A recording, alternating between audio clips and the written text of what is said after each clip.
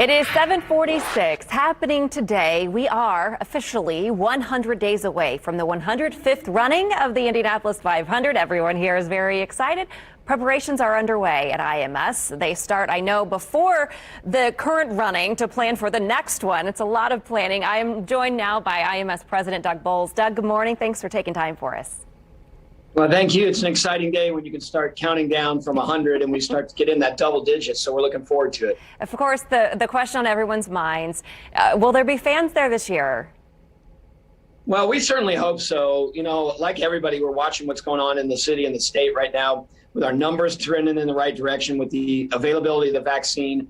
We're really, really hopeful. And what we're doing from our side is really just waiting until later in the spring to make a final decision, because we want to give ourselves every opportunity to be able to host as many fans as possible here at the Speedway. A lot of things in our favor. Time's certainly one of them. The fact that we're an outdoor venue. But most importantly, the state of Indiana is turning itself around. The trends are going the right direction, and those vaccines are becoming available. So we're really hopeful that we're going to have a normal Indianapolis 500 on May 30th.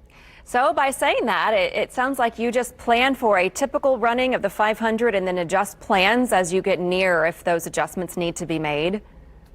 Yeah, I think that's really where we are. And obviously last year we started out planning for a normal 500, and then we had all kinds of different scenarios that ultimately led up to the August 500 without fans. So we have a lot of different plans sort of already in the can, depending on what we are faced with as we get closer. So we feel really good about it, but our focus, especially at 100 days out, is to say, let's just plan on a normal Indianapolis 500 on May 30th, and we'll just wait and see what happens over the course of the next several weeks.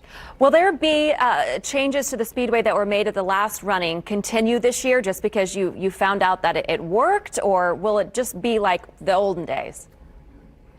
Well, you know, in terms of changes for the 500 last year when it ran was still 500 miles, 33 cars, a lot of the pomp and circumstance you expect when you come to the Indianapolis 500, so that'll stay.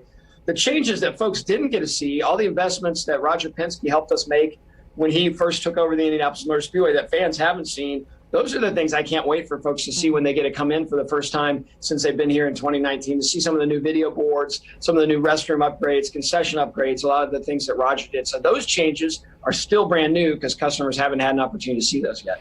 And I know one big change will be a very important voice at the Speedway. Bob Jenkins, we're talking about, who did announce his cancer diagnosis recently, saying he's going to have a much reduced role this year.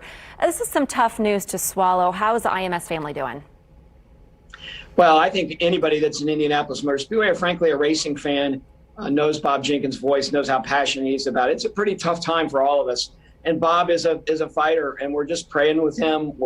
Our thoughts are always with him. So hopefully we'll be able to at least have him out here a part of the time in May, get him on the PA to talk to his fans. But it's definitely a tough time. He certainly needs our prayers. He needs our thoughts. And we'll keep everybody posted as he goes through his therapy to get himself beyond this cancer battle. And I know really quickly the unveiling of the BorgWarner today.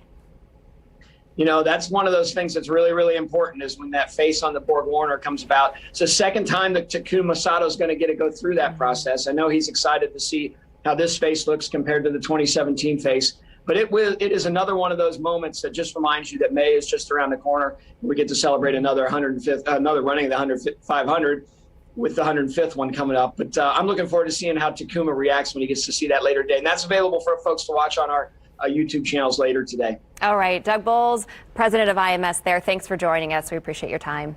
Thanks for having me. We'll be talking a lot, I hope. You bet. I know we will. It is 7:50.